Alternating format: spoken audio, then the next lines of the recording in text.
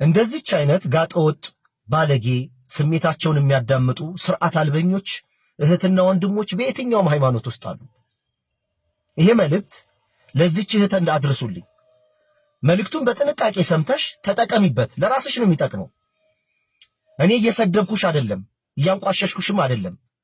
እየጋለበሽ ያለውን ባህሪ ምን አይነት ገጽታ እንዳለው ህይወትሽን እየተረጎምኩልሽ ነው። ይሄ በጥንቃቄ ስሚ። አንደኛ የማይናገሩሽ እዚህ ማህበራዊ ሚዲያ ላይ እንዳንቺ አይነት ባለጌ ሰዎች የማይናገሩት ስድብ ስለሚፈሩ ነው እንጂ እውነቱ ጠፍቷቸው አይደለም። አንቺም ደግሞ እውነት እየተናገርሽ እንዳልሆነ በደንብ ጠንቅቀሽ ታውቂያለሽ።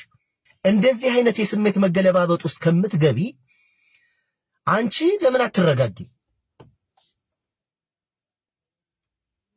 ሰዎች ለምን እውነትን እንዳይሰሙ በእውነት እንዳይነጋገሩ ወደ እውነት መንገድ እንዳይመጡ ለምን እንቅፋት ትሆኛለሽ? እኔ እስልምናን እንትን ለማለት የከሌ ምናምን የሸህ ምናምን ልጅ ነኝ ምናምን ትያለሽ። እስልምና እኮ በጋራ የሚካሄድ እኮ ሃይማኖት እኮ አይደለም። ፐርሰናል ብቻሽን የምታካሄጅ እኮ ነው። ብቻሽን እኮ ነው በአላህ ፊት የምትጠየቂው። የከሌ ልጅ ነኝ እኮ አይሰራም።